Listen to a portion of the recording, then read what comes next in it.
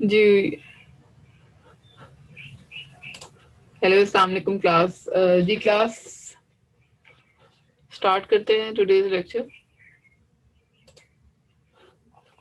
सो हम लोगों ने अभी तक एंड किया है मैथमेटिकल मॉडलिंग में with the mechanical modelling, including the translational mechanical system and rotational mechanical system.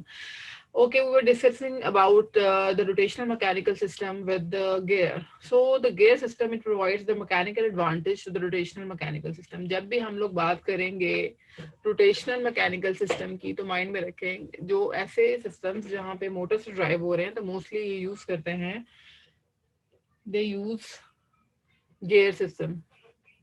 तो इससे रिलेटेड हम लोगों ने कुछ डिस्कस कर ली थी। इसकी जो मैथमेटिकल इक्वेशंस थी वो हम लोगों ने डिस्कस की थी लास्ट स्लाइड्स में भी।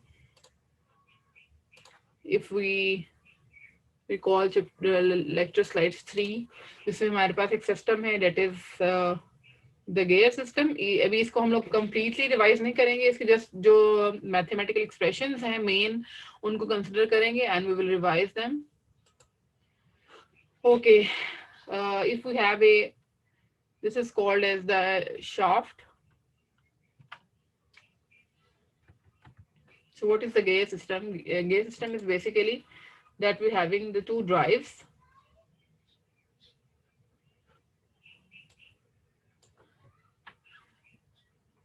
This is the input drive and this is the output drive, and it is also called as the source drive, and this is called as the destination drive. So one is called as the source drive and second is called as the destination drive. अच्छा, इसमें हम लोगों ने discuss किया था if the source drive having the teeth ratios teeth are n1 and the source drive having the teeth n2।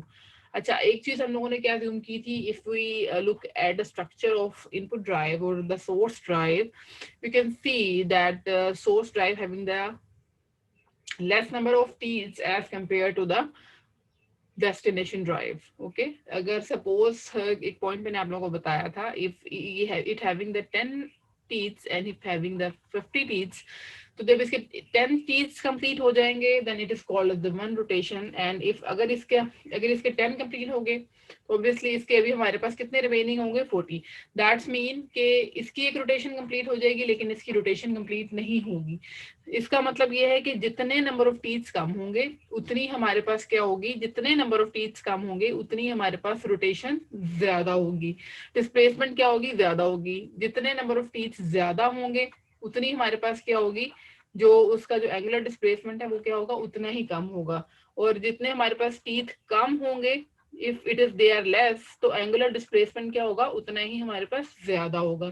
सो ये main relationship था जिसको हम लोगों ने अपने माइंड में रखना है, that is the ratio of angular displacement is reciprocal inversely proportional to the ratio of number of teeth. इसका मतलब क्या है, θ1 divided by θ2 is equal to n2 divided by n1। ठीक है, ये एक दूसरे से क्या है, इनवर्सली प्रोपोर्शनल है। मतलब अगर n1 ज्यादा है तो उसका θ1 क्या होगा, ज्यादा। अगर n2 ज्यादा है तो θ2 क्या होगा, कम होगा।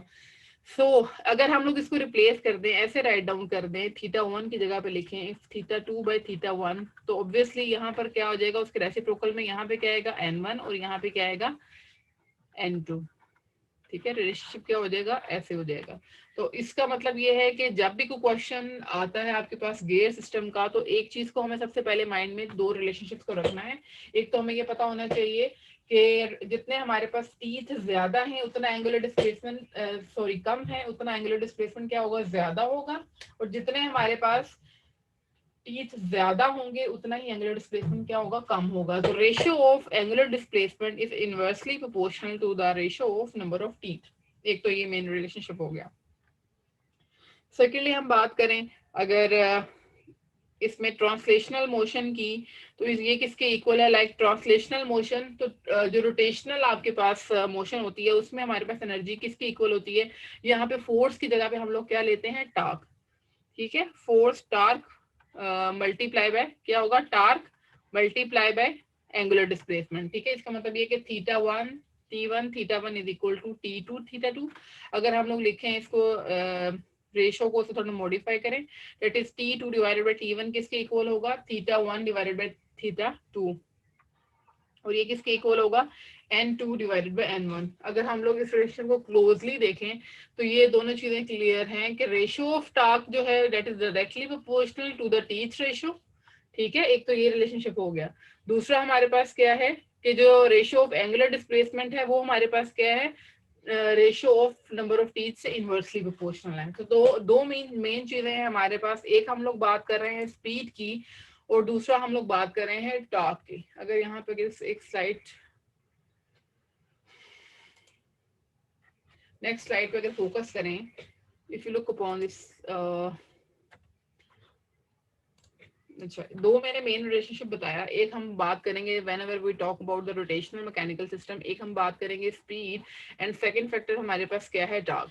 अभी जो हम लोगों ने रिलेशनशिप देखा स्पीड एंड टॉर्क का, उसमें हम लोगों ने क्या देखा कि जो एंगुलर डिस्प्लेसमेंट है ये हमारे पास क्या है, N1 और N2 से इनवर्सली प्रोपोर्शनल है। And what is the torque, torque ratio is directly proportional है आपके पास टीथ रेशियो से। ये दो रिलेशनशिप है, इनको माइंड में रखना है, this one and this one. Now start with the numerical for gear system. Again मैं आप लोगों को बता दूं, रोटेशनल मैकेनिकल सिस्टम के क्वेश्चंस आपकी टेक्स्ट बुक में नहीं है। ये पोर्शन जो मैं आपको करा रही हूँ ये नॉर्मल एस में से है, क्योंकि ये पॉसिबिलिटी होती है, जरूरी नहीं है कि जब आप मैथमेटिकल मॉडलिंग की बात करते हैं, मैकेनिकल सिस्टम की मॉडलिंग की बात करूं तो ये बिल्कुल भी कंपलसरी नहीं है कि आपको ये क्वेश्चन नहीं आ सकता कि गेयर सिस्टम नहीं है। So it includes the translational mechanical system as well as the rotational mechanical system and rotational mechanical system with the gear. अच्छा, इसके लिए अब कुछ चीजें हैं, कुछ न्यूमेरिकल्स हैं जिसको हम लोगों ने माइंड में रखना है, कैसे सॉल्व करना है। एक तो ये दो रिलेशनशिप आप लोगों ने जहन में रखने हैं जो मैंने आप लोगों को बताया कि टॉर्क का रिलेशनशिप क्या है N2 और N1 से, और सिमिलरली एंगुलर डिस्प्लेसमेंट का रेशियो क्या रिलेशनशिप क्या है। अब इसके न्यूमेरिकल्स देखते हैं that how to solve them. अच्छा, इसमें ना थोड़ा सा ट्रिकी है। इसमें अगर थोड़ा सा आप लोग इसको अंडरस्टैंड कर लेंगे ना फिर बिल्कुल भी मुश्किल नहीं होगी, लेकिन अगर इसको अंडरस्टैंड नहीं करेंगे तो ये क्वेश्चन समझ में नहीं आएंगे। अच्छा, दो चीजें हैं मेन इसके क्वेश्चंस करने का, थोड़ा सा ट्रिक है। और वो ट्रिक क्या है कि या तो आपको सॉल्व करने के लिए आएगा,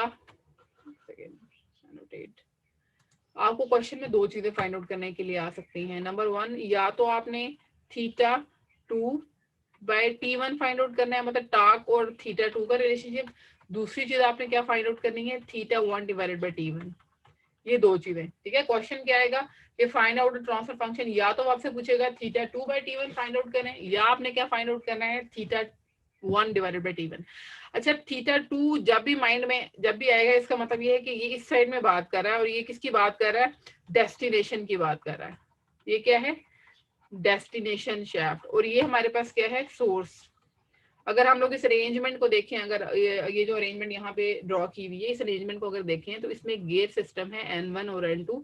अगर हम लोग इनपुट की बात करें तो ये हमारे पास क्या है, सोर्स साइड है, और ये हमारे पास क्या है, डेस्टिनेशन साइड है। सोर्स साइड पे जो एंगुलर डिस्प्लेसमेंट है ये थीटा1 है, और डेस्टिनेशन साइड पे जो एंगुलर डिस्प्लेसमेंट है वो हमारे पास क्या है, थीटा2। इसका मतलब ये है कि अगर थीटा2 बाय T1 फाइंड आउट करना है तो हम किसकी बात कर रहे हैं, दिस इज द डेस्टिनेशन की बात कर रहे हैं। अगर हम लोग थीटा1 बाय थीटा टी की बात करें, इसका मतलब ये है कि हमें क्या फाइंड आउट करना है, सोर्स शाफ्ट का ट्रांसफर फंक्शन फाइंड आउट करना है। तो ये सबसे पहले तो ये दो चीजें अपने माइंड में रखनी है कि इसमें दो तरह की चीजें फाइंड आउट करने के लिए आएंगी। नंबर वन, हमारे पास क्या है, या तो हम लोगों ने थीटा1 बाय टी फाइंड आउट करना है, या हमने क्या फाइंड आउट करना है, थीटा2 बाय टी। अच्छा, सपोज करें अगर ये हमारे पास एक न्यूमेरिकल है, और इस न्यूमेरिकल में हमें क्या फाइंड आउट करना है, इस न्यूमेरिकल में हमें थीटा2, सबसे पहले तो थीटा2 देखते हैं कैसे फाइंड आउट करना है, थीटा2 by T1 if we need to find out this. Sorry, अगर हम लोग ट्रांसफर फंक्शन की बात करेंगे तो ये एस डोमेन में होगा, थीटा2s by theta T1 of s। अच्छा, इसके लिए क्या करेंगे, इसके लिए हमें करना है कि इसको हम रीड्रॉ करेंगे। अब अगर थीटा2 फाइंड आउट किया है, इसका मतलब ये है कि हमें इसका ट्रांसफर फंक्शन फाइंड आउट करना है। तो हम अपने सिस्टम को क्या करेंगे, रीड्रॉ करेंगे और हमें जे डी और के। अच्छा एक चीज और कि ये हमारे पास क्या है, मोमेंट ऑफ इनर्शिया, ये विस्कस डैम्पर है, ये स्प्रिंग है, और ये जो तीनों के तीनों कंपोनेंट्स हैं ये किसके साथ कनेक्टेड हैं, ये गेट 2 के साथ मतलब N2 के साथ कनेक्टेड है। ठीक है, एक चीज ये ध्यान में रखना। ठीक है, इसमें हमारे पास इनपुट शाफ्ट के साथ कोई भी जो कंपोनेंट्स है वो कनेक्टेड नहीं है। ये सारे के सारे जो आपके पास कंपोनेंट्स आ रहे हैं ये कंपोनेंट्स किसके साथ कनेक्टेड हैं, डेस्टिनेशन शाफ्ट के साथ कनेक्टेड है। और हमें फाइंड आउट क्या करना है, थीटा 2। और इसके अलावा अब हमें क्या करना है, अब हम लोग थीटा 2 से ही हम लोग क्या निकाल लेंगे, अगर T2 हो हमारे पास इस तरह से, ये किसके इक्वल होता है, N2/N1।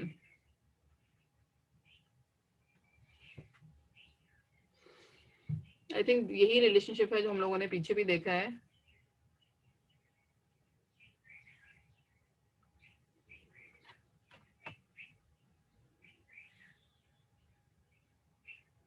इसमें एक सेकेंड,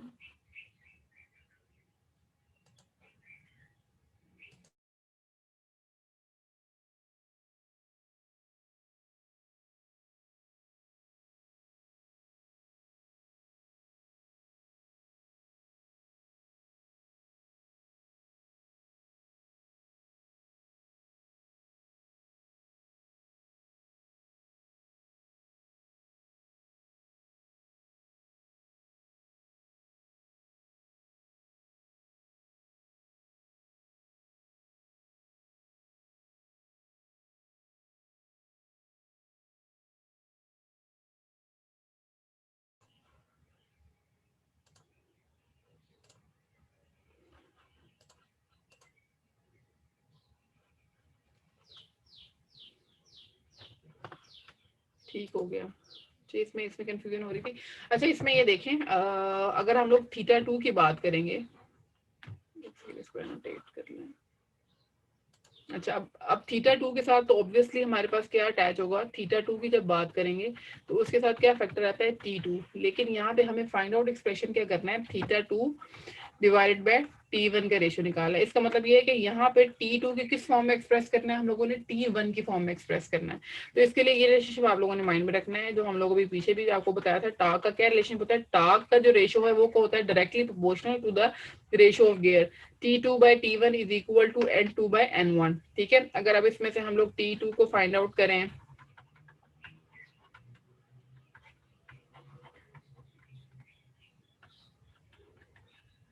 इसका मतलब ये है कि अगर हम लोगों ने T2 को एक्सप्रेस करना है T1 की फॉर्म में, तो हमें इस रिलेशनशिप को कैसे चेंज करना पड़ेगा। इसीलिए यहाँ पे टार्क की जो डायरेक्शन है वो भी चेंज है। जो इसकी डायरेक्शन कैसे होगी, जैसे थीटा 2 की है वैसे हमारे पास क्या होगी, ये T2। तो T1T मल्टीप्लाई बाय N2/N1। तो ये चीज कहाँ से है, ये चीज यहाँ से है, क्योंकि हम जब भी हम लोग डेस्टिनेशन शाफ्ट की बात करते हैं तो डेस्टिनेशन शाफ्ट पे अगर हमारे पास एंगुलर डिस्प्लेसमेंट थीटा 2 है तो जो टॉर्क होगा